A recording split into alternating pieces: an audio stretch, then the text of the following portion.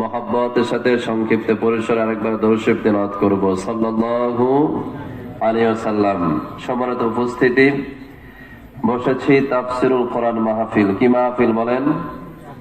তাফসিরুল কোরআন মাহফিল। তাহলে তাফসিরই তো করতে হবে, কথা বলেন ঠিক কিনা? দাদা হুজুর আরো ভালো পারেন, তিনি আরো ভালো করে করবেন।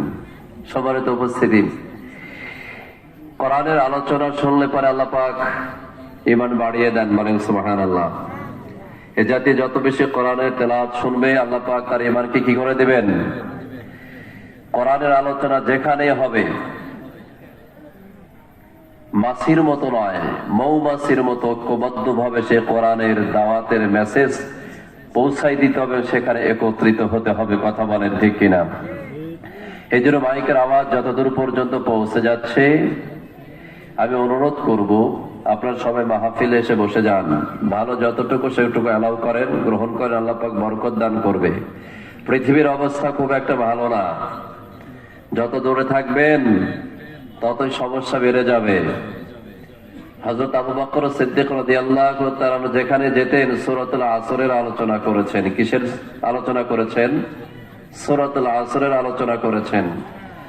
সাহাবীরা প্রশ্ন করল, খলিফাতুল মুসলিমিন আবু বকর সিদ্দিক রাদিয়াল্লাহু তাআলা আনহু, আপনি যেখানেই আলোচনা করেন সূরাতুল আসরের আলোচনা করেন, কারণটা কি?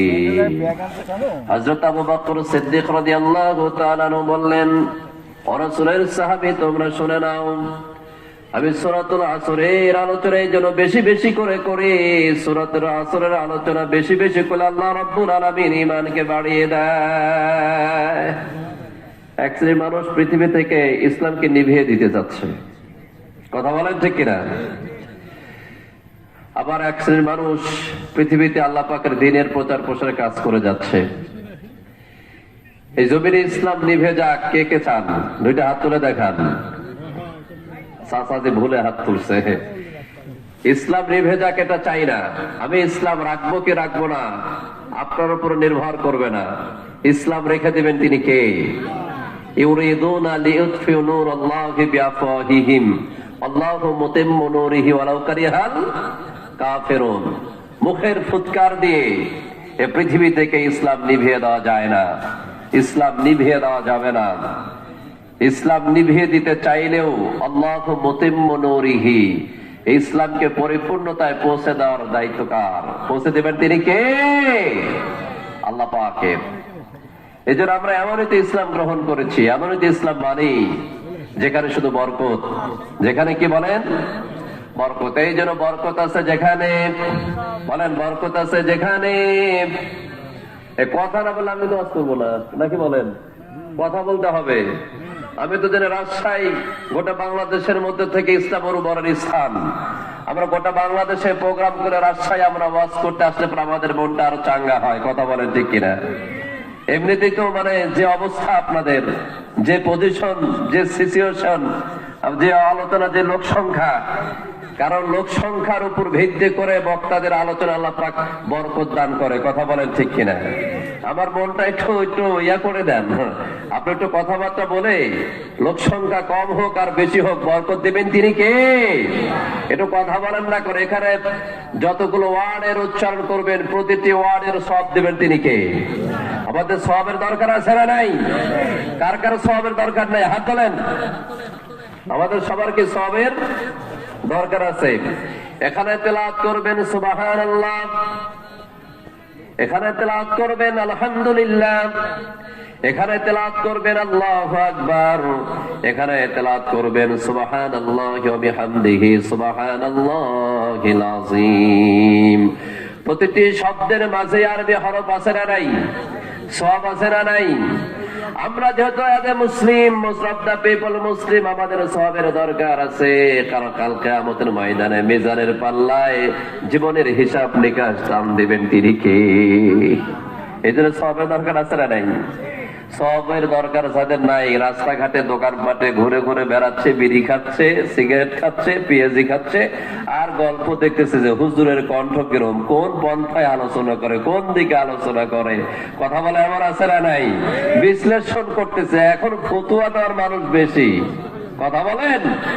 ফতোয়া দেওয়ার লোক বেশি, ইসলাম না বোঝার মানুষ বেশি, যার কারণে অনেক গবেষণা করে, অনেক অ্যানালাইসিস করে, বর্তমান প্রেক্ষাপটের উপর ভিত্তি করে আলোচনা সাজিয়েছি এবং ওই আয়াতগুলি তেলাওয়াত করেছি। আল্লাহ পাক যেন কবুল করে বলেন আমিন। কারণ আমি ফরহাদুজ্জামানও কথা বলতে পারি না, আল্লাহ পাক যতক্ষণ পর্যন্ত আমার কথা না বলান, আল্লাহ বাবুল বায়ান, এ কথা বলার তৌফিক দিয়েছেন কে? আমাকে আপনাকে সবাইকে কথা বলার সুযোগ করে দিয়েছেন তিনি কে? আল্লাহ পাক। এই জন্য এখানে যেগুলো বলবো আমরা একটু আন্তরিকতার সাথে বলবো, কারণ এই তো কিছুদিন পূর্বে 13 তারিখ মনে হচ্ছে আরবি মাসের একটি মাস, মাহে রমজান মাস আমার আপনার মাস থেকে বিদায় নিয়ে চলে গেল। সেই মাসটির নাম কি বলেন? রমজান মাস। ওই মাসটির নাম কি? রমজান মাসে দুইটা আমল আমরা বেশি বেশি করেছি। এক নাম্বার হচ্ছে রমজান মাসে আমরা বেশি বেশি রোজা রেখেছি, কথা বলেন ঠিক কিনা? বেশি বেশি রোজা রেখেছি। দ্বিতীয় নাম্বার, রমজান মাসে এত বেশি কোরআন তেলাওয়াত করেছি যে অন্য কোনো মাসে তেলাওয়াত করা হয় নাই। রমজান মাসে আমার রাসূল যত বেশি কোরআন তেলাওয়াত করেছেন রমজানের বাইরে ততটা বেশি তেলাওয়াত হয় নাই। এমন বেশি তেলাওয়াত করেছেন প্রতিটি দিন জিবরাইল আলাইহিস সালাম আমার রাসূলের নিকটে ওহী নাযিল করে এসেছেন। ওহী নিয়ে এসে আমার রাসূলের কাছে কোরআনের আলোচনা করেছেন, কোরআন নিজেও তেলাওয়াত করেছেন, রাসূল শুনেছেন, রাসূল তেলাওয়াত করেছেন, জিবরাইল আলাইহিস সালাম শ্রবণ করেছেন, শুনেছেন। সেই কোরআনের তেলাওয়াত, সেই কোরআনের আলোচনায় আজ আমরা বসেছি, কথা বলেন ঠিক কিনা? আমরাও রমজানের বাহিরেও বেশি বেশি রোজা রাখবো, আল্লাহ পাক কবুল করুক না আমিন। এবং রমজান চলে গিয়েছে তাই কি হয়েছে, আমরা বেশি বেশি কোরআন তেলাওয়াত করব। কোরআন তেলাওয়াত হবে যেখানে আমরা আছি সেখানে, কোরআন তেলাওয়াত হবে যেখানে আমরা থাকবো সেখানে, কোরআন তেলাওয়াত নাই যেখানে, গান বাজনা আছে যেখানে, জোরে বলতে হবে, সব হবে তো, কথা বলেন ঠিক কিনা? গান বাজনা আছে যেখানে, কনসার্ট আছে যেখানে, অশ্লীলতা আছে যেখানে, মিথ্যা আছে যেখানে, প্রতারণা আছে যেখানে, আমরা নাই সেখানে। পৃথিবীতে যত কল্যাণ প্রকার কাজ আছে সব জায়গায় আমরা থাকবো, মুসলমানরা থাকবে। পাপের কাজে মুসলমান থাকতে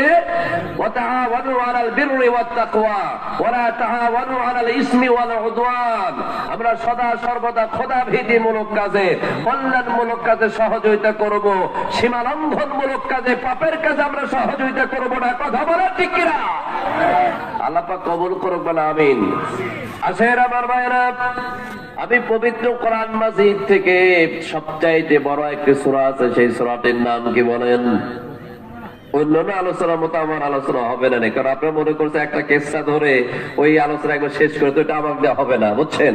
আমি যতটুকু পারি একেবারে আপনার সামাজিকতার প্রেক্ষাপটে, দেশের প্রেক্ষাপটে, বিশ্বের প্রেক্ষাপটে এবং কোরআন হাদিস থেকে আমার কথা বলে, এটা আপনার আলোচনা আপনার কবুল হোক অথবা না হোক, আপনি দাওয়াত দিবেন অথবা না দেন, সেই চিন্তা ভাবনা করে আমি ফরহাদুজ্জামান যেদিন থেকে স্টেজে উঠেছি, যেদিন থেকে আলোচনার মঞ্চে উঠেছি, সেদিন থেকে আমি আমার অ্যানালাইজ থিসিস করে গবেষণা করে একটাই টার্গেট নিয়েছি, একটাই মিশন নিয়েছি।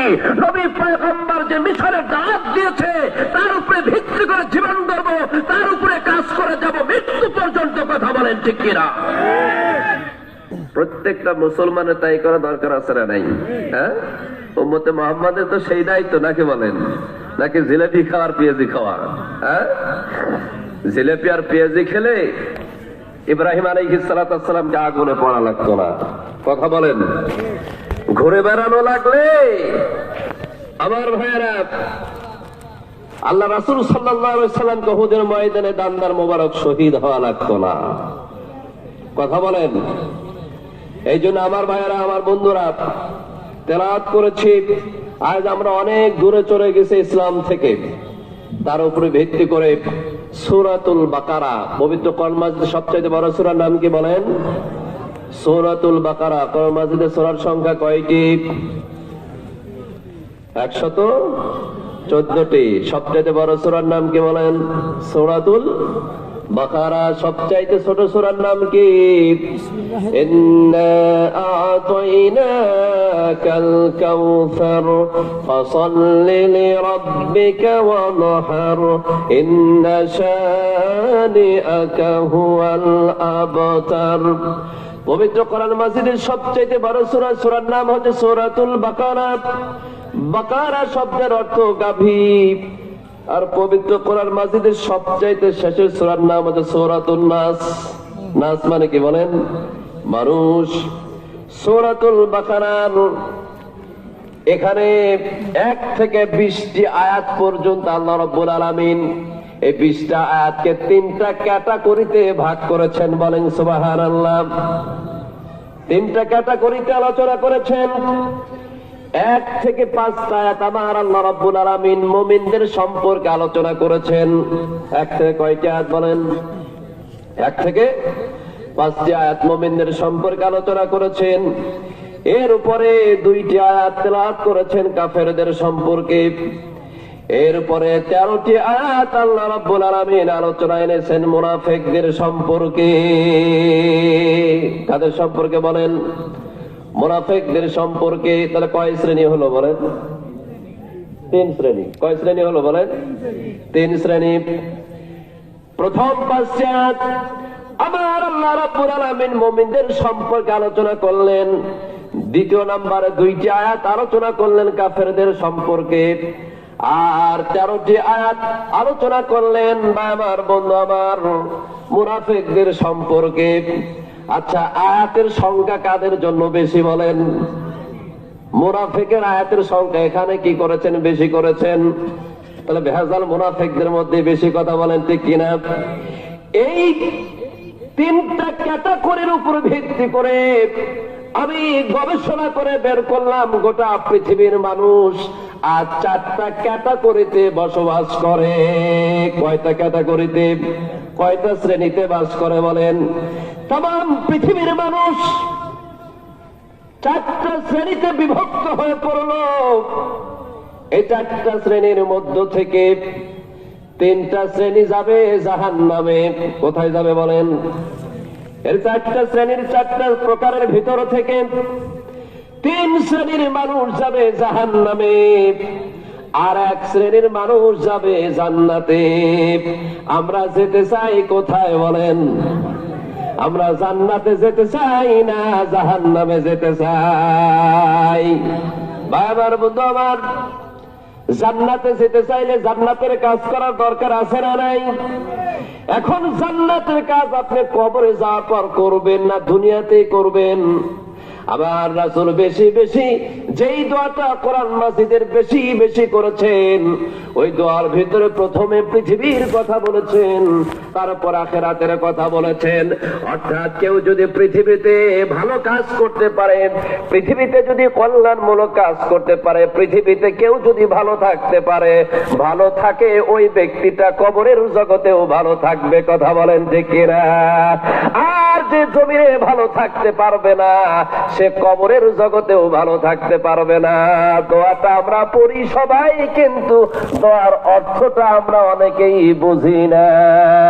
একটু সবাই তেলাওয়াত করুন, রব্বানা আতিনা ফিদ দুনিয়া হাসানাতাও ওয়া ফিল আখিরাতি হাসানাতাও ওয়া কিনা আযাবান নার। মালিককে ডেকে বললাম, মালিক, দুনিয়ার বুকে আমাদেরকে কল্যাণ দাও। কে আমরা জান্নাত চাই, খালি শুধু জান্নাত চাই। কে জান্নাত দাও, জান্নাত দাও। তা আগে দুনিয়া চাও কে? কথা বলেন ঠিক কিনা? কোথায় চাইছি আমরা? আগে দুনিয়া না? রব্বানা আতিনা ফিদ দুনিয়া, ও আমাদের প্রতিপালক, দুনিয়াতে কল্যাণ দান করো। আমি গবেষণা করে দেখলাম, দুনিয়াতে কেউ যদি কল্যাণ প্রাপ্ত হয়, ওই ব্যক্তিটা আখিরাতেও কল্যাণ প্রাপ্ত হবে। কথা বলেন ঠিক কিনা? এই জন্য আমার রাসূল দোয়া করেছেন, হে আল্লাহ, হে আমার প্রতিপালক, দুনিয়াতে আমাকে কল্যাণ দান করো, আখিরাতেও কল্যাণ দান করো, আর জাহান্নামের আযাব থেকে, জাহান্নামের আগুন থেকে তুমি আমাকে হেফাজত করো। প্রতিটি নবী পয়গম্বরে দোয়া করেছেন, আমাদের নবী বেশি বেশি করে দোয়াটি পড়েছেন, আমরাও বেশি বেশি করে দোয়াটা তেলাওয়াত করব। কথা বলেন ঠিক কিনা? ভাই আমার, বন্ধু আমার, পৃথিবীর সমস্ত মানুষ 4টা ক্যাটাগরিতে ভাগ করে দিলাম। এর মাঝে 3 শ্রেণী যাবে জাহান্নামে, আর 1 শ্রেণী যাবে জান্নাতে। এখনো কোনো জানার দরকার আছে না নাই? ভাবার বিষয়, চিন্তার বিষয়। আসলে আমরা জান্নাতে যাব না জাহান্নামে যাব, চিন্তায় পড়ে গেছেন। কথা বলেন ঠিক কিনা? হুজুর আমাদেরকে কোথায় ফেলে দেয়, কোন শ্রেণীর মাঝে ফেলে দেয়, বুঝা বড় দায়। জান্নাতের কাজ যদি জমিনে করেন তাহলে জান্নাতে যাবেন, জান্নাতের কাজ যদি জমিনে না করেন তাহলে আপনি জান্নাতে যেতে পারবেন না। আমি একটা কথা মাঝে মাঝেই বলি, পৃথিবীতে মুসলমানের অভাব নাই, কিন্তু ইমানদারের অভাব বড় দুনিয়াতে। কথা বলেন ঠিক কিনা? মুসলমানের অভাব নাই, মুসলমানের অভাব নাই, ইমানদারের বড়ই অভাব দুনিয়াতে। মুসলমানের অভাব নাই, তাকওয়াবান ইমানদার মানুষের অভাব দুনিয়াতে বেশি। নামে মাত্র মুসলমান, আমাদের রাসূল যাবে সর্বপ্রথম জান্নাতে। আহ, কি খুশি, কি বাহবা! আমরাই তো জান্নাতে যাব, আমরা রাসূলের উম্মত। সর্বপ্রথম আমার রাসূল যাবে জান্নাতে, উম্মতে মুহাম্মাদি যাবে জান্নাতে। অহংকার করছে, তাকাব্বর করছে, আমরা জান্নাতে যাব না। জান্নাতে যাবে কে? এই অহংকারে ফেটে পড়ে নামাজ পড়াই ছেড়ে দিছে। এই কথা বলেন না কে? অহংকারে তাকাব্বরে নামাজ পড়াই ছেড়ে দিছে। আমরা শেষ নবীর উম্মত, আমরা জান্নাতে যাব না, জান্নাতে যাবে কে? এই অহংকারে ভাই আমার, বন্ধু আমার, সত্যের ধারের কাছেও যায় না। 24 আওয়ার্স, 24 ঘন্টা মিথ্যার প্র্যাকটিস করে। কথা বলেন ঠিক কিনা? ভাই আমার, বন্ধু আমার, তাহলে গোটা পৃথিবীর সমস্ত মানুষ 4টা শ্রেণীতে বিভক্ত হয়ে পড়ল। ভাই আমার, বন্ধু আমার, 3 শ্রেণী যাবে।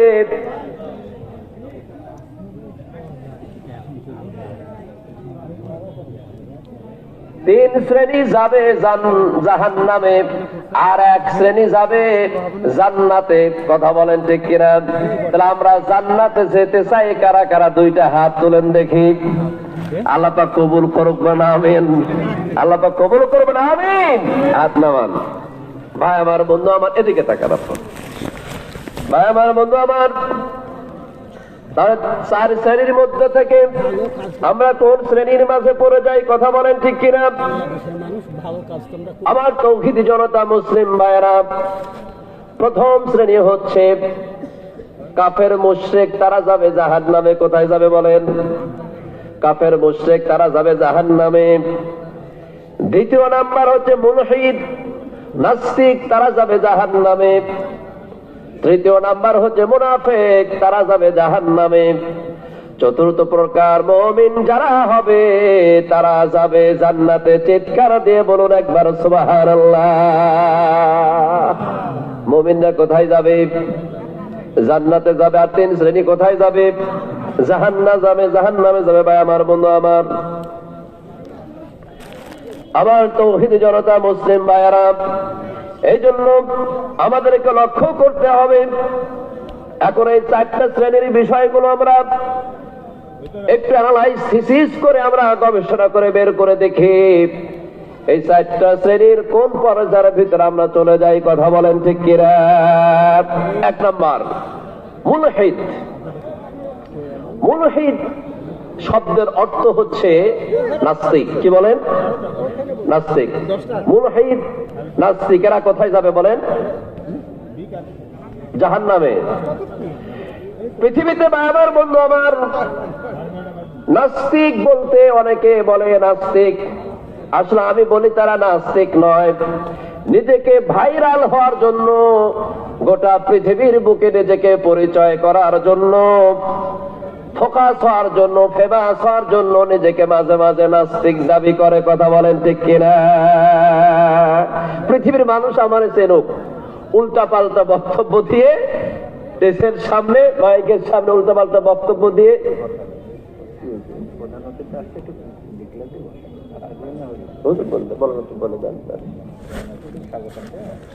ডাক দেন, এখানে আসতে পারে। আলহামদুলিল্লাহ, ওয়াজ চলাকালীন ইয়ে হয় না, কিন্তু আজকের এই তাফসীরুল কোরআন ওই গাভীর ওলানের ভিতরে দুধ থাকলো কোথায়? ওলানের একটা বাত কাটার সাথে সাথে দুধ বের হয় না, সেখান থেকে বের হয় রক্ত। কথা বলেন ঠিক কিনা? আবার আল্লাহ রাব্বুল আলামিন বলেন কি দেখেন, ওয়াইন্না লাকুম ফিল আনআমিনা ইবরা নুসকিকুম মিম্মা ফি বুতুনিহি। ওলানের ভিতরে দুধ থাকে না, দুধ থাকে পেটের ভিতরে। বলেন সুবহানাল্লাহ। দুধ কোথায় থাকে? পেটের ভিতরে থাকে। এটা কুরবানির ঈদের আগে আলোচনা আরো ভালো হতো। কুরবানি জবাই করার পরে খালি পেট থেকে খালি দুধ বের করতেন। কথা বলেন ঠিক কিনা? নাস্তিককে বলবেন যে ও কি স্বীকার করে নেবে না? বলেন যে ওলান থেকে দুধ বের হবে না রক্ত বের হবে কাটলে পারে? বলেন। এটা তো আমরা অজানা জিনিস, আমরা দেখলে পারে, না দেখলে আমাদের বিশ্বাস করে নিতে হয়। কথা বলেন ঠিক কিনা? আবার আল্লাহ রাব্বুল আলামিন বললেন, গাভীর পেটের ভিতরে আল্লাহ রাব্বুল আলামিন দুধ রেখে দিয়েছেন। ওয়াদাবিল লাবানান খালিসান। শুধু গাভীর পেটের ভিতরে দুধ থাকে না ভাই আমার বন্ধু আমার, রক্তের ভিতরে আল্লাহ রাব্বুল আলামিন সেখানে দুধ রিজার্ভ করে রেখে দিয়েছেন। বলেন সুবহানাল্লাহ। দেখা যায় না যেটা, ওটা আমরা মেনে নিতে আমরা বাধ্য হই। তাহলে নাস্তিকদের এটা সম্পূর্ণ ভুল ধারণা। Unseen is nothing, there is no God. যেটা দেখা যায় না ওইটাকে আল্লাহ মানা যায়, এটা তাদের ভুল ডিসিশন। কথা বলেন ঠিক কিনা? এরাও কোনো না কোনো সময় কাউকে না কাউকে তারা মাথা নত করে দিয়ে তারা নিজেকে স্বীকার করে না। এই জন্য নাস্তিক যারা হবে তাদের স্থান হবে কোথায়? বলেন। নাস্তিক যারা হবে তাদের স্থান হবে কোথায়? আচ্ছা ভাই আমার বন্ধু আমার, যারা নাস্তিকবাদী, আল্লাহরে মানে না, ইসলামের চূড়ান্ত দুশমন, এখানে একটা খেয়াল করে দেখবেন, যারা নাস্তিক পরিচয় দেয় এরা দেখবেন, আপনার খেয়াল করে তাদের কথাগুলো, তাদের বক্তব্যগুলো দেখবেন। এই পৃথিবীতে অনেক ধর্ম আছে না? বলেন। ইসলাম ধর্ম আছে, বৌদ্ধ ধর্ম আছে, খ্রিস্টান ধর্ম আছে, হিন্দু ধর্ম আছে। কথা বলেন ঠিক কিনা? তাদের বক্তব্যের জায়গায় একটা জায়গায় তারা আলোচনার মাঝে তাদের নির্যাস সাবারি হচ্ছে। তারা যদি নাস্তিক নিজেকে দাবি যদি করে তারা বক্তব্য এভাবে দিত, তাহলে পরে খ্রিস্টান ধর্মের বিরুদ্ধে তারা কথা বলতো। কথা বলেন ঠিক কিনা? তারা বৌদ্ধ ধর্মের বিরুদ্ধে কথা বলতো, তারা হিন্দু ধর্মের বিরুদ্ধে কথা বলতো। দেখবেন তারা ওইগুলো ধর্মের বিরুদ্ধে কথা বলে না, তারা কথা বলতে গেলে তারা ইসলামের বিরুদ্ধে কথা বলে। কথা বলেন ঠিক কিনা? কথা বলেন ঠিক কিনা? ভাই আমার বন্ধু আমার, এই এক শ্রেণী নাস্তিক যারা থাকবে তাদের স্থান কোথায় হবে? আরো ধরে বলতে, তারা কোথায় হবে? জাহান্নামে যাবে। ভাই আমার বন্ধু আমার, এর উপরে সবচাইতে যেটা আফসোস করে বলতে হয়, আল্লাহ রাব্বুল আলামিন পবিত্র কোরআন মাজিদের ভিতরে এই তিনটা শ্রেণীর বিষয়ে তিনটা সূরা আমার আল্লাহ পাক নাযিল করে দিয়েছেন। কাফেরদের নামেও একটা সূরা আছে, সূরাতুল কাফিরুন। কুল ইয়া আইয়ুহাল কাফিরুন লা আ'বুদু মা তা'বুদুন ওয়া লা আনতুম আ'বিদুনা মা আ'বুদু ওয়া লা আনা আ'বিদুম মা আ'বাদতুম ওয়া লা আনতুম আ'বিদুনা মা আ'বুদু লাকুম দীনুকুম ওয়ালিয়া দীন। সূরা সেরানাই পবিত্র কোরআন মাজিদের মাঝে আল্লাহ পাক ওই এক শ্রেণী নাস্তিক তারা যাবে জাহান্নামে। আর যে দুই শ্রেণী তিন শ্রেণী আছে ভাই আমার বন্ধু আমার, কাফের মুশরিক তারাও যাবে জাহান্নামে, আর মুনাফিক যারা হবে তারাও যাবে জাহান্নামে। কাফেরের নামে সূরা আছে, মুনাফিকদের নামে সূরা আছে। মুমিন নামেও সূরা আছে ভাই আমার বন্ধু আমার। মুনাফিকদের নামে যে সূরাটা আল্লাহ পাক কোরআন পাকের মাঝে নাযিল করে দিয়েছেন, এই সূরাটা প্রায় 1.5 পেজ, এখানে হাফেজ সাহেব আছে, প্রায় 1.5 পেজ, বলেন সুবহানাল্লাহ। আর কাফেরদের সম্পর্কে যে সূরাটা আল্লাহ পাক কোরআন পাকের মাঝে নাযিল করে দিয়েছেন, মাত্র 3টা লাইন। হুজুর ঠিক আছে কিনা বলেন? কয়টা লাইন বলেন? মাত্র 3টা লাইন। তাহলে কাফেরদের চাইতে আমার আল্লাহ রাব্বুল আলামিন মুনাফিকদের সূরাটা বড় করে আলোচনা করলেন। আমার ভাইরা, আমরা সবাই রাসূলের উম্মত, নিজেদেরকে দাবি করে জান্নাতে যেতে চাই, কথা বলেন ঠিক কিনা? আপনাদের সাথে আমার শত্রুতা নাই। নবী পয়গম্বর জমিনে যেই কাজটা করেছে ভাই আমার, সেই কাজের দায়িত্ব নিয়ে আমরা কেউ জাহান্নামে যেতে চাই না, আমরা সবাই জান্নাতে যেতে চাই। জমিনে যদি জান্নাতের কাজ না করো তার জান্নাত পাইবা না, কথা বলেন ঠিক কিনা? আচ্ছা, আপনারা কেউ জাহান্নামে যেতে চান এমন কেউ আছেন? হ্যাঁ, এমন কেউ নাই, কথা বলেন ঠিক কিনা? তাহলে এই 3 শ্রেণীর প্রকারের ভিতরে সে যাবে, সেই তো জাহান্নামে যাবে, তার ইচ্ছা হবে জাহান্নাম। তা আমরা সেই 3 ক্যাটাগরির ভিতরে যেতে চাই না। ভাই আমার বন্ধু আমার, ভয়ঙ্কর বিষয়, আশ্চর্যের বিষয়, আপনি গোটা পৃথিবীর প্রতি যদি লক্ষ্য করেন, খেয়াল করেন, ভাই আমার বন্ধু আমার, কাফের মুশরিকদের যদি চিনতে চান, তাদের যদি পরিচয় পেতে চান, ভাই আমার বন্ধু আমার, তাহলে দেখবেন গোটা পৃথিবীর দিকে তাকিয়ে দেখেন, তাদের দেশ আছে, তাদের পরিচয় আছে, কথা বলেন ঠিক কিনা? আছে না নাই বলেন? আপনি যদি আমেরিকায় চলে যান, আমেরিকায় যাবার পরে তাদের পরিচয় যদি আপনি চান, তারা ঈসা আলাইহিস সালামকে সন্তান দাবি করে, ঈসা নবীর সন্তান মনে করে, কথা বলেন ঠিক কিনা? আল্লাহর সন্তান মনে করে। এই শিরিক করে তারা কাফের মুশরিক হয়ে গেছে। তাদের স্থান কোথায় হবে বলেন? তাদের স্থান জাহান্নামে হবে। আপনি যদি ইসরায়েলের দিকে তাকান, কোথায় তাকান বলেন? ইসরায়েলের দিকে যদি আপনি তাকান, তাহলে আপনি সেখানে লক্ষ্য করে দেখবেন, তারা উজাইর আলাইহিস সালামকে আল্লাহর পুত্র ভেবে তারা শিরিক করে তারা কাফের মুশরিক হয়ে গেছে, কথা বলেন ঠিক কিনা? তারা তাদের দেশ আছে না নাই বলেন? কাফের মুশরিকদের দেশ আছে না নাই? আপনি যদি মুমিনের দেশ খুঁজে তালাশ করেন, আরব আমিরাতের দিকে যান, ওমানে যান, তাজিকিস্তান যান, উজবেকিস্তান যান, বা আমার বন্ধু সিরিয়া যান, ইয়ামানে যান, আপনি সেই দেশগুলোর যদি অ্যাড্রেস যদি চান, পরিচয় যদি চান, এক বাক্যে আপনি সবাই বলবেন ওগুলো মুসলিম কান্ট্রি, কথা বলেন ঠিক কিনা? এমন একটা জিনিস আপনাদের সামনে, এমন একটা বিষয় বর্তমান প্রেক্ষাপটের উপরে আপনাদের সামনে আমি উপস্থাপন করতে চাই। ভাই আমার বন্ধু আমার, কাফের মুশরিকদের পরিচয় আছে, তাদের আলাদা আলাদা দেশ আছে। মুসলমানদের, ইমানদারদের যদি অ্যাড্রেস চান, তাদের আলাদা আলাদা দেশ আছে, কথা বলেন ঠিক কিনা? এরা সবাই যাবে জাহান্নামে। ভাই আমার বন্ধু আমার, মুমিন যারা তারা যাবে জান্নাতে, নাস্তিক যারা তারা যাবে জাহান্নামে, কাফের মুশরিক যারা তারা যাবে জাহান্নামে, মুনাফিক যারা তারা যাবে জাহান্নামে। আমি গোটা পৃথিবী খুঁজে তালাশ করে দেখলাম, গোটা পৃথিবীর কোথাও একটা দেশ নাই যে ওই দেশটা মুনাফিকদের আছে। ভাই, গোটা পৃথিবীতে মুনাফিকদের দেশ আছে, কথা বলেন না কেন? পাইছেন যে অমুক দেশ মুনাফিকদের আছে। Most of the people educated man here. আমি একটু জানতে চাচ্ছি, পৃথিবীর কোথাও মুনাফিকদের দেশ আছে বলেন? হ্যাঁ, পৃথিবীর কোথাও মুনাফিকদের দেশ পাওয়া যায় না। 200 কোটি মুসলমান আমাদের নাম ধরে আমাদের যেখানে দেখা যায়, এই 200 কোটি মুসলমানের ভিতর থেকে এক শ্রেণী আছে, তাদের নাম হচ্ছে মুনাফিক, কথা বলেন ঠিক কিনা? এখন খুঁজে খুঁজে বাইর করি যে 200 কোটি মুসলমানের মধ্যে থেকে মুনাফিক কারা কারা, কথা বলে ঠিক কিনা? হ্যাঁ, বিপদ এখন আমাদেরই, কি বলেন? মুসিবতে পড়ে গেলাম, ওরা তো দলিল হয়ে গেল সরাসরি, ওরা জাহান্নামে যাবে, কথা বলেন ঠিক কিনা? মুসিবত এখন বিপদ হচ্ছে আমাদেরকে নিয়ে, কথা বলেন ঠিক কিনা? আল্লাহ রাব্বুল আলামিন পবিত্র কোরআন মাজিদের মাঝে ওই কথাটাই সুন্দর ভাবে বলে দিলেন। ভাই আমার বন্ধু আমার, আল্লাহ পাক তেলাওয়াত করে বলেন, وَمِنَ النَّاسِ مَن يَقُولُ آمَنَّا بِاللَّهِ وَبِالْيَوْمِ الْآخِرِ وَمَا هُمْ بِمُؤْمِنِينَ।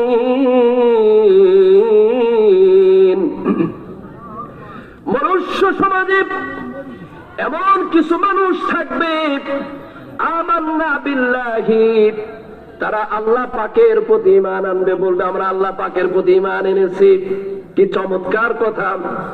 আমি আউটসাইড থেকে কোনো কথা আপনাদেরকে বলবো না, আপনাদেরকে কষ্ট দেওয়ার জন্য আসি নাই, ব্যক্তিগত কারো উপরে আমার কোনো রাগ নাই। আফসোস দুঃখ এইটা, ইসলাম না মেনে যদি কবরে যান, জাহান্নাম আছে না নাই বলেন? কবরে শাস্তি আছে না নাই? আমার ভাইয়েরা, ইসলাম মেনে যদি কবরে যেতে পারেন, জিন্দেগিটা সুখময় হবে, আনন্দময় হবে, সুখের হবে। আর ইসলাম যদি না মেনে যদি কবরের জগতে যাই, আবার রাসূল বলেছেন কবরু রাউদাতুম মিন রিয়াদিল জান্নাহ আও হুফরাতুম মিন হুফারিন নার। কবর কারো জন্য হবে জান্নাতের একটা গর্ত, আবার এই কবরটা কারো জন্য হবে জাহান্নামের একটা গর্ত। কবর যার আসল মঞ্জিল না হবে, সুখময় মঞ্জিল না হবে, তার বাঁচার কোনো উপায় নাই।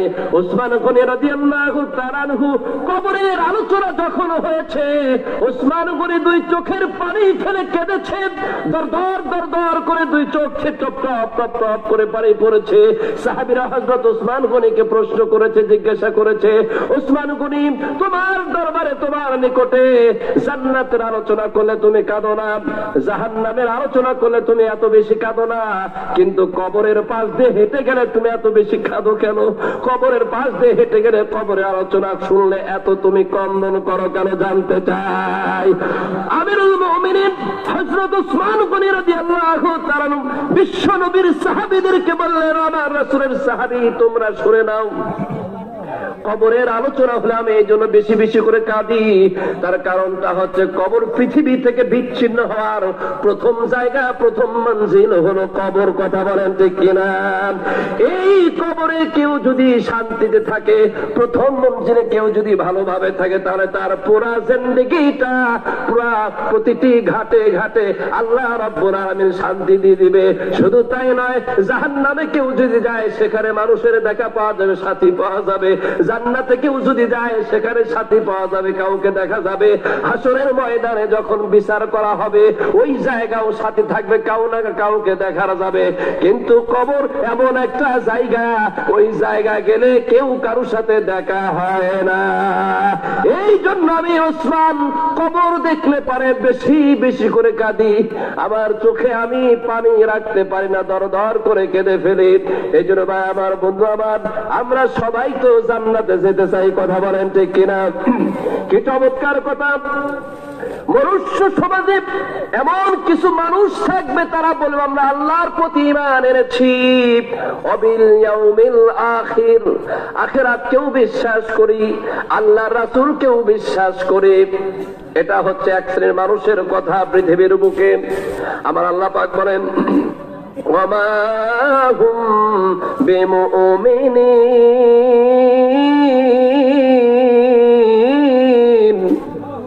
আমার আল্লাহ পাক বলে, না না না নেভার, তারা মুমিন হতে পারে না। তারা বাহ্যিক দৃষ্টিতে আমার মতো এরকম চেহারা সুরত ভালো হবে, মাথায় টুপি থাকবে, এরকম জুব্বা থাকবে, নামাজেও যাবে, কপালটাও কালো করে ফেলবে, এরপরেও সে মুমিন, এরপরেও সে মুমিন হতে পারবে না, আল্লাহকে বিশ্বাস করতে পারবে না। ভিতরে থাকবে বাহ্যিক দৃষ্টিতে লেবাস থাকবে, নামাজ পড়নেওয়ালা, বাহ্যিক দৃষ্টিতে কপালটা কালো করে ফেলবে, নামাজ পড়নেওয়ালা, এরপরেও সে আল্লাহ রাব্বুল আলামিনের বিশ্বাস অন্তর থেকে থাকবে না। এদের পরিচয়টা কি বলেন? কথা বলে না, ও মনে বুঝে না নাকি? এদের পরিচয়টাকে বলেন মুনাফিক। শব্দের অর্থ কি বলেন? কপটতাওয়ালা, প্রতারক। কি বলেন? কপটতাওয়ালা, প্রতারক। মুনাফিকদের লিডারের নাম কি বলেন? ওয়াজ শিখাইতে হবে। কথা বলেন ঠিক কিনা? পানিও দিতে পারছেন, মানে ওয়াজ করতে গরম পড়ে গেছে তো, বুঝছেন? মুনাফিকদের লিডারের নাম কি বলেন? আব্দুল্লাহ ইবনে উবাই কি বলেন? মুনাফিকদের লিডারের নাম হচ্ছে আব্দুল্লাহ ইবনে উবাই। ভাই আমার, বন্ধু আমার, মুনাফিকদের যে লিডার, মুনাফিকদের যে সর্দার, তার দেশ যদি আপনাদের সামনে উপস্থাপন করে, তার পরিচয় যদি আপনাদের সামনে সুন্দরভাবে উপস্থাপন করা হয়, তাহলে পৃথিবীতে কারা কারা মুনাফিক এটার আওয়াজ করার দরকার নাই, এমনিতেই পৃথিবীর বুকে প্রচার প্রসার হয়ে যাবে। ভাই আমার বন্ধু, সবাই জেনে যাবে এই খাসলত যদি আমার ভিতরে থাকে, আমি আব্দুল্লাহ ইবনে উবাইয়ের উত্তর শুনি। এই কথা বলে না, কথা বলা ঠিক কিনা? হ্যাঁ, কথা বলা ঠিক কিনা? আবার ভাইরা, আব্দুল্লাহ ইবনে উবাই ভেতরের ভিতর থেকে ইসলাম বিদ্বেষী ছিল। বাহ্যিক দৃষ্টি থেকে তার মাথায় পাগড়ি ছিল। কি ছিল বলেন? কথা বলতে হবে। মাথায় পাগড়ি ছিল। আবু বকরের জিন্দেগির তালাশ করলে দেখা যায়, ভাই আমার, বন্ধু আমার, আব্দুল্লাহ ইবনে উবাইয়ের মুখেও আমাদের মতো দাড়ি ছিল। আব্দুল্লাহ ইবনে উবাই বিশাল বড় জুব্বা পরতো, কিন্তু ভাই আমার, বন্ধু আমার, তার বদ অভ্যাস ছিল মুসলমানের ইমানদারদের মাঝে যখন থাকতো তখন বলতো, আমি তো আপনার সাথেই আছি, আমি তো আপনারই লোক। আবার যখন জমিনে ইসলাম বিদ্বেষী যারা কাজ করেছে, ইসলামকে চিরতরে নিষ্পেষিত করে দিতে চেয়েছে, আবার তাদের কাছে গিয়ে বলছে, না আমি আপনার লোক, আপনার সাথে আছি। এই মার্কা মুসলমান নিজেকে দাবি করে জমিনে কেউ যদি থাকে, তাহলে ওর পরিচয় কি? কথা বলুন। আব্দুল্লাহ ইবনে উবাইয়ের খালাতো ভাই আব্দুল্লাহ ইবনে উবাই কি বলেন? আমি আপনাদেরকে কষ্ট দেওয়ার জন্য বলছি না, সরাসরি কোরআন পাকের মাঝে যেটা এসেছে ওইটাই আমি আপনাদের সামনে উপস্থাপন করছি। ভাই আমার, বন্ধু আমার, আবার তৌহিদি জনতা, মুসলিম ভাইরা, এরা কি করে দেখেন? ইউখাদিউনাল্লাহা ওয়াল্লাযীনা আমানু। মুনাফিক যারা হয় তারা কি করে? নিজেকে ইমানদার পরিচয় দেয়, মানে আখিরাতকেও বিশ্বাস করে। এই কথা বলে ভুলভাল বুঝিয়ে মানুষের সামনে তারাই পরিচয় দিয়ে মানুষকে ধোঁকা দিয়ে বোকা বানিয়ে বলে, আমরা আল্লাহকে ধোঁকা দিলাম, আর জমিনে যারা ইমানদার তাদেরকেও বোকা বানিয়ে দিলাম, ধোঁকা দিলাম। বলে নাউজুবিল্লাহ। কি চালাক, কি চালাক না? কয় যে সুরত ধরে বলতেছে, আল্লাহ তোমারও ধোঁকা দিলাম, আর জমিনে যারা ইমানদার তাদেরকেও ধোঁকা দিলাম। খুব চালাক না? আবার আল্লাহ রাব্বুল আলামিন বলেন, ওমা ইয়াখদাউনা ইল্লা আনফুসাহুম ওমা ইয়াশউরুন। বান্দা, তোরে বানালাম আমি, কথা বলেন ঠিক কিনা? তোরে বানালাম আমি, বুদ্ধি দিলাম আমি। ওমা উতিতুম বিহি মিনাল ইলমি ইল্লা কলিলা। সামান্য একটু বুদ্ধি দিয়েছি। কতটুকু বুদ্ধি দিয়েছি? সামান্য একটু বুদ্ধি দিয়েছি। বুদ্ধি দিয়েছি এটারই বাটপারি করা শুরু করছো। সামান্য বুদ্ধি বলতে এক জাররা পরিমাণ বুদ্ধি দিয়েছি। ভাই আমার, বন্ধু আমার, তাফসীরের কিতাবের মধ্যে এসেছে এক জাররার পরিচয় হচ্ছে ওইটা, একটা সরিষার দানাকে 70 ভাগ করলে পরে যেটা এটা হচ্ছে এক জাররা। আর বর্তমান ওলামায়ে মুতাআখিরিন তিনারা বলেন এক জাররা হচ্ছে ওইটা। টিনের বাড়ি দেখেছেন আপনারা? টিনের চাল আছে না আমাদের এদিকে? টিনের চাল আছে। সকালবেলায় পূর্ব আকাশ থেকে সূর্য উদয় হলো। সূর্য উদয়ের পরে 11টা যখন বেজে গেল, 11টা বাজার সময় ওই সূর্যটা যখন টিনের চালের উপরে পড়ে, মাঝে মাঝে দেখবেন কিছু কিছু টিন থাকে, চালা থাকে, সামান্য একটু ফুটা থাকে। থাকে কিনা বলেন? সামান্য একটু ফুটা থাকে, ছিদ্র থাকে। ওই ছিদ্র দিয়ে দেখবে ওই যে 11টার সময় যে সূর্যের কিরণটা ওই চালের উপরে পড়ছে, চালের উপরে পড়লে পারে ওই ছিদ্র, ওই ফুটা দিয়ে আলোটা, ওই ফোকাসটা ভাই আমার বন্ধু ঘরের ভিতরে পড়েছে, বিছানার উপরে পড়েছে। ভালো করে চশমা লাগানোর দরকার নাই, এমনি নজর করে দেখবেন, তাকিয়ে দেখবেন, সেখানে একটা নয়, দুইটা নয়, দূরবীক্ষণ যন্ত্রের প্রয়োজন নাই। হাজার হাজার লক্ষ লক্ষ ধূলি করা দেখা যায়, যেটা হাত দিয়ে ছোঁয়াও যায় না, হাত দিয়ে স্পর্শ করা যায় না। ওইটাই হচ্ছে এক জাররা। বুঝতে পারছেন এবার? ওইটাই হচ্ছে কি বলেন? এক জাররা। আমার বন্ধু আমার, আল্লাহ রাব্বুল আলামিন বলেন, তোমাদেরকে এক জাররাও তো আমি জ্ঞান দিই নাই, বুদ্ধি দিই নাই, বিবেক দিই নাই। এই সামান্য বুদ্ধি পেয়ে সিটার ইবাদ করা শুরু করে দিলা। তোমরা আমি আল্লাহকে আর জমিনে যারা ইমানদার তাদেরকে ধোঁকা দিতে চাও। আমি আল্লাহ বলে দিলাম, ওমা ইয়াখদাউনা ইল্লা আনফুসাহুম ওমা ইয়াশউরুন।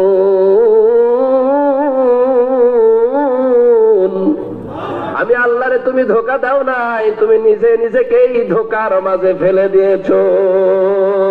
ফি কুলুবিহিম মারাদুন ফাযাদাহুমুল্লাহু মারাদা। আল্লাহ পাক বলে ফি কুলুবিহিম মারাদা, তাদের এই কলবের ভিতরে রোগ ঢুকে গেছে। কি ঢুকে গেছে? কলবের ভিতরে ব্যারাম ঢুকে গেছে, রোগ ঢুকে গেছে।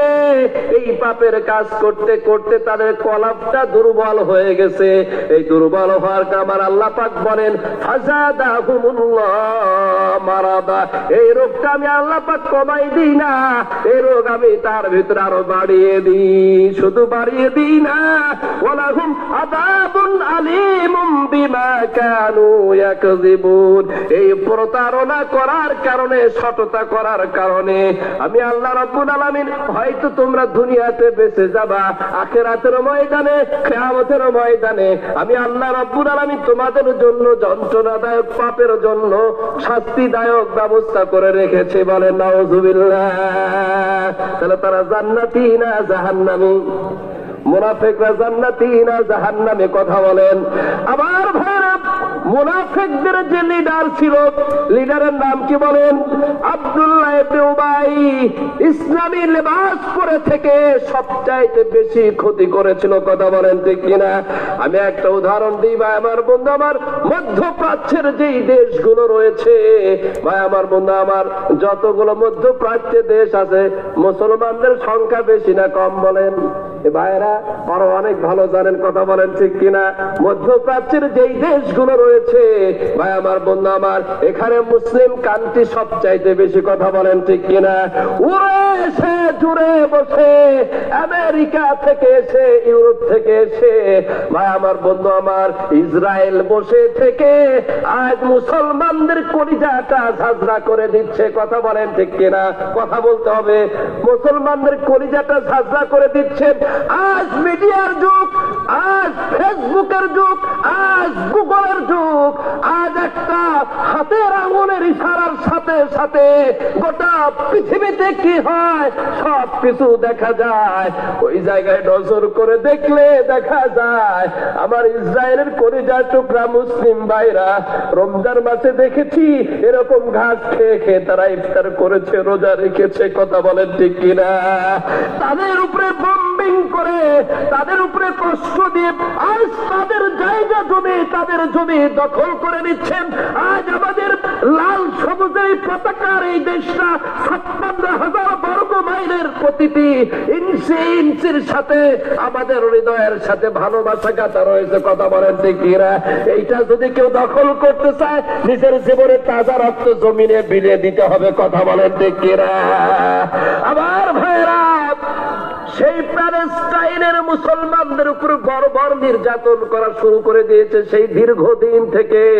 আমি যে নিউজটা, মেসেজটা আপনাদের কাছে পৌঁছে দিতে চাচ্ছি ভাই আমার বন্ধু আমার, আমার রাসূল বলেছেন আল মুমিনুনা কারাজুলিন ওয়াহিদ ইন ইসতাকা আইনুহু ইসতাকা কুল্লু ওয়া ইসতাকা রাসুহু ইসতাকা কুল্লু। গোটা পৃথিবীর সমস্ত মানুষ হচ্ছে একটা দেহের মতো। বলেন সুবহানাল্লাহ। ইসলাম কত সুন্দর দেখেন, আল ইত্তিহাদ কুওয়া, একতাই শক্তিতে, ওয়াতাসিমু বিহাবলিল্লাহি জামিআন ওয়া লা তাফাররাকু। গোটা পৃথিবীর সমস্ত জাতিকে দেখবে তোমরা পরস্পর বিচ্ছিন্ন হয়ে পড়ো না, পরস্পর পৃথক হয়ে পড়ো না। তোমরা আল্লাহর দ্বীনকে রুজ্জকে মজবুত ভাবে ধারণ করো, বরকত হবে তোমাদের। কথা বলেন ঠিক কিনা? আমার রাসূল বললেন গোটা পৃথিবীর সমস্ত মানুষ হচ্ছে একটা দেহের মতো। এই দেহের যদি চোখ যদি ব্যথা হয় তাহলে সমস্ত দেহটা ব্যথা অনুভব হয় কিনা? কথা বলতে হবে। ব্যথা হয় কিনা? বলেন ব্যথা হয় কিনা? এই দেহের মাথা যদি ব্যথা হয় সমস্ত শরীরটা ব্যথা অনুভব হয়। ভাই আমার মনে আমার রাসূল এত সুন্দর করে উপমা দিয়ে মিসাল দিয়ে এক্সাম্পল দিয়ে বোঝালেন যে গোটা পৃথিবীর সমস্ত ইমানদার মুমিন যারা হবে তারা হচ্ছে একটা দেহ। এই একটা দেহের কেউ যদি হাত কেটে ফেলে তাহলে বুঝতে হবে তোমার হাতটাকে কেটে ফেলা হয়েছে। প্যালেস্টাইনের কোন মুসলমান ভাইয়ের কেউ যদি একটা হাত কেটে ফেলে, আমার ভাইয়েরা বাংলাদেশের এই জমিনে 56,000 বর্গ মাইলের এখানে বসে থেকে এজ এ মুসলিম হিসেবে আপনাকে ভাবতে হবে, চিন্তা করতে হবে প্যালেস্টাইনে আমার মুসলমান হাতটা কেটে ফেলে নাই, আমার হাতটাই যেন কেটে ফেলা হয়েছে। কথা বলেন ঠিক কিনা? বাংলার জমিনে বসে থেকে মুসলমানদের প্রতি আপনার দরদ ভালোবাসা নিয়ে আপনাকে ভাবতে হবে, আপনাকে চিন্তা করতে হবে। একটাই চিন্তা, সেটা হচ্ছে প্যালেস্টাইনে কোন মুসলমান ভাইয়ের চোখ উপড়ে ফেলা হয় নাই, আমার চোখটাই যেন উপড়ে ফেলা হয়েছে। প্যালেস্টাইনে কোন মুসলমান ভাইয়ের পাটা কেটে ফেলা হয় নাই, ভাবতে হবে, চিন্তা করতে হবে, আমার পাটাই যেন কেটে ফেলা হয়েছে।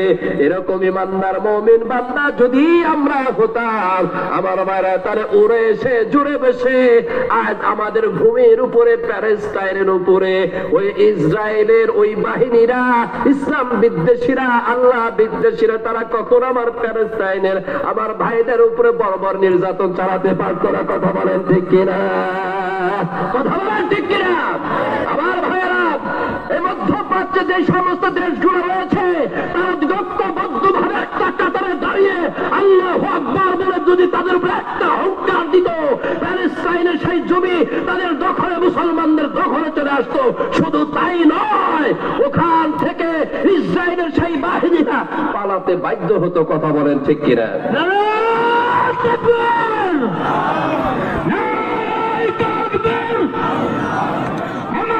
মাহফিল করলে পারেন কমপক্ষে আমাকে আমি বিষয় ভিত্তিক আলোচনা করি, একটা বিষয়ে 1.5-2-2.5 ঘন্টা আলোচনা করলে পরে একটা ডিটেলস সবকিছু বোঝা যায়। কথা বলেন 1 ঘন্টা দিয়ে 45 মিনিট দিয়ে কখনো আলোচনা শেষ পর্যন্ত পৌঁছা সম্ভব নয়। শুধু আপনাদের সামনে উপস্থাপন করতে চাই, আব্দুল্লাহ ইবনে উবাই মুনাফিকদের লিডার ছিল।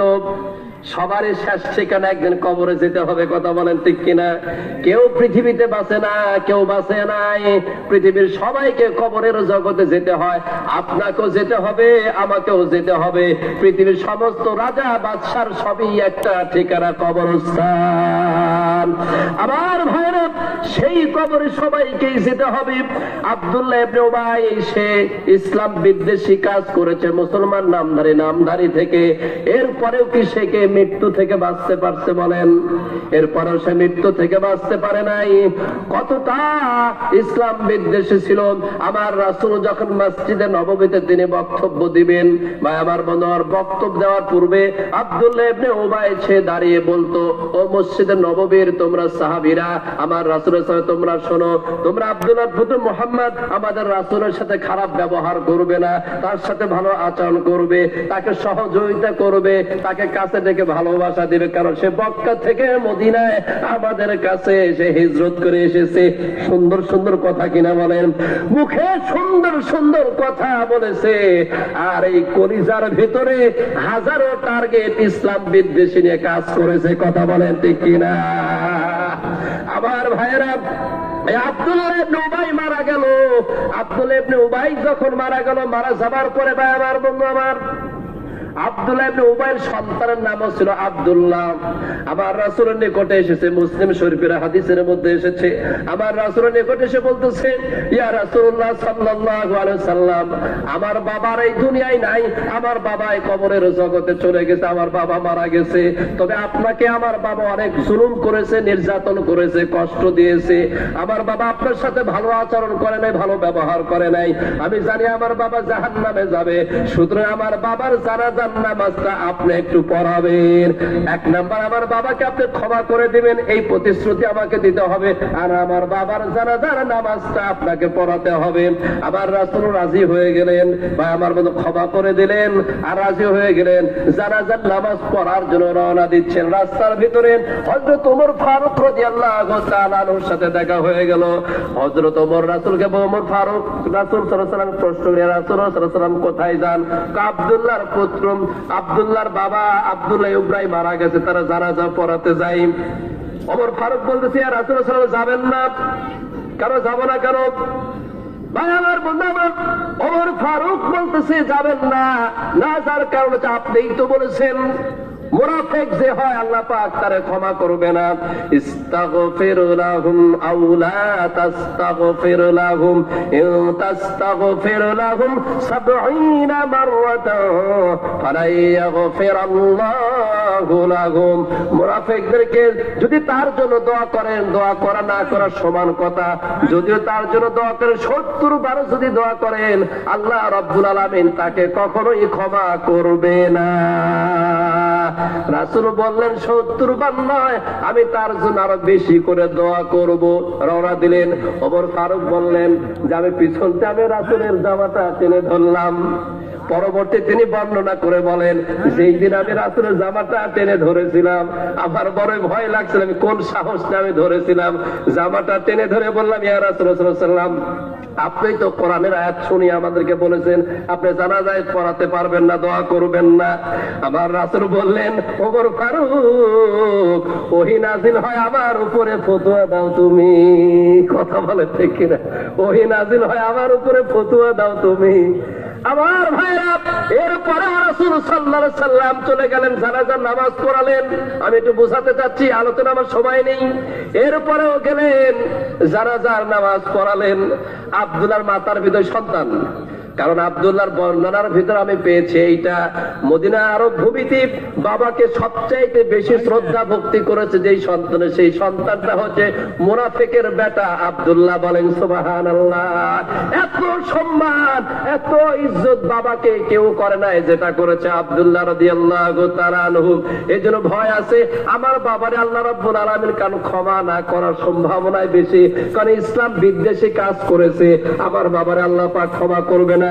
রাসূলের নিকটে গিয়ে বলতেছি, ইয়া রাসূলুল্লাহ সাল্লাল্লাহু আলাইহি সাল্লাম, আপনাকে আমার বাবার জানাজার নামাজ পড়ালেন, আপনি পড়ালেন, আর একটা জিনিস চাই আপনাকে দিতে হবে, আপনার জামার গায়েটা, আপনার গায়ের জামাটা খুলে আমার বাবাকে শরীরে একটু পিছিয়ে দেন। এই বরকতে হয়তো বা আল্লাহ রাব্বুল আলামিন আমার বাবারে আল্লাহ রাব্বুল আলামিন ক্ষমা করে দিতে পারে। আমার রাসূল গায়ের জামাটা খুলে পিছিয়ে দিলেন। শুধু তাই নয়, কিতাবের ভিতরে হাদিসের মধ্যে এসেছে আমার ভাইয়েরা, আব্দুল্লাহ ইবনে উবাইয়ের মাথা খারাপ পবিত্র রণের উপরে রেখে পবিত্র জবান দিয়ে থুতু বের করে তার গালের উপরে, চরণের উপরে মেখে কবরস্থানে মাটি সমান করে দিয়ে যখন চলে আসবেন, এখনো কবর থেকে সরে দাঁড়ায় নাই।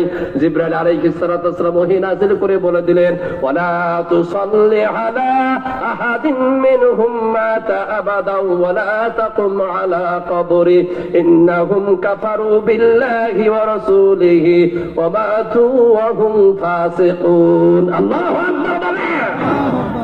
আয়াত নাযিল হয়ে গেল, ইয়া রাসূল, হে হাবিব, মুনাফিকদের যে ব্যক্তিটাই হোক না কেন তার জানাজা আপনি পড়াবেন না, তার কবরের পাশে দোয়া করবেন না, তার কবরের পাশে দাঁড়াবেন না, কারণ সে আল্লাহর রাসূল বিদ্বেষী ছিল, ইসলামের কাজ জমিনে করতে দেয় নাই। হাজার লক্ষ বার তার জন্য যদি দোয়া করেন আমি আল্লাহ রাব্বুল আলামিন কবুল করে নেব না। আমার ভাইরা, আমি জানাতে চাই শুধু একটাই, মুনাফিক যারা হয় তাদের ক্ষমা নাই জমিনে, তাদের ক্ষমা নাই কবরে, তাদের ক্ষমা নাই আখিরাতের ময়দানে। তাদের জানাজার নামাজ যদি আমার ভাইরা আমার রাসূল পড়ানোর পরে যদি তার যদি ক্ষমা না হয়, আপনি যদি মুনাফিক হয়ে কবরে যান, আপনার জানাজা গোটা পৃথিবীর সবচাইতে ভালো মানুষ যদি পড়ে তারপরেও আপনার ক্ষমা হবে না। কথা বলেন ঠিক কিনা? কথা বলেন ঠিক কিনা? কঠিন কথা না? এই জন্য আমার ভাইরা, এখানে আমি যখন মাহফিলে দাওয়াত নিয়েছিলাম, হঠাৎ করেই নেওয়া, আমরা বাংলাদেশের বিভিন্ন জায়গায় সফর করি আলহামদুলিল্লাহ। ফকিরপাড়া কেন্দ্র জামে মসজিদ, গিয়ামানি গোরস্থান, 3টা প্রতিষ্ঠান এখানে। কয়টা প্রতিষ্ঠান বলে? 3টা প্রতিষ্ঠান। যদি আলোচনা করা দীর্ঘ সময় আলোচনা, দেড় দুই আলোচনা একটা ব্যাপার নয়, সবারও তো একটা দাম আছে। কথা বলেন ঠিক কিনা? হয়তো দাদা হুজুর আছে, কি আছে বলেন, তিনি তো আলোচনা করবেন। আমি মুক্তিযোদ্ধার নাতি আর তিনি বীর মুক্তিযোদ্ধা, এইটাই হচ্ছে সম্পর্ক। এটা কি বলেন? আমার দাদা মুক্তিযোদ্ধার কমান্ডার। এদেশের জন্য আমাদের হৃদয় কাঁদে। কথা বলেন ঠিক কিনা? দেশকে ভালোবাসা রাসূল সাল্লাল্লাহু আলাইহি সুন্নাহ, কি বলেন? দেশকে ভালোবাসা রাসূল সাল্লাল্লাহু আলাইহি কি বলেন? সুন্নাহ। দেশকে যে ভালোবাসে না দেশকে যে ভালোবাসতে পারেনি ওই হচ্ছে মুনাফিক। বুঝেননি? দেশকে যে ভালোবাসে নাই সে স্বার্থপর, সে প্রকৃতপক্ষে ইসলাম প্রেমিক নয়। ইসলাম দেশকে ভালোবাসার কথা বলে। আল্লাহ পাক কবুল করবেন, আমিন। আসেন, 3টা প্রতিষ্ঠান এখানে রয়েছে। 3টা প্রতিষ্ঠানের মধ্যে থেকে আরো একটা প্রতিষ্ঠান এখানে নাম আছে, সেটা হচ্ছে গোরস্থান। আছে না? বলেন, গোরস্থানের একটু মাটি গয়না করে রাখ রে। আছে না? বলেন, গোরস্থানের একটু মাটি বাইনা করে রাখ রে, গোরস্থানের একটু মাটি বাইনা করে রাখ। আতর গোলাপ সুরমা চন্দন কখন নামের দেহ বন্ধন, আতর গোলাপ সুরমা চন্দন কখন নামের দেহ বন্ধন, আলমারিতে রাখ রে তোলে এখনই তোর আসতে পারে চলে যাওয়ার ডাক রে, এখনই তোর আসতে পারে চলে যাওয়ার ডাক। কথা বলেন ঠিক কিনা ভাই? আমার বন্ধু আমার, ভালো মন্দ শত্রু মিত্র কেউ বা যদি রয়, ভালো মন্দ শত্রু মিত্র কেউ বা যদি রয়, যাবার আগে সবার সঙ্গে দেখা যেন হয় রে, দেখা যেন হয়। ধরতে তোকে লাগবে 6 জন, আপন খুঁজে পাবি কয়জন, ধরতে তোকে লাগবে 6 জন, আপন খুঁজে পাবি কয়জন, একলা পেলে খাবে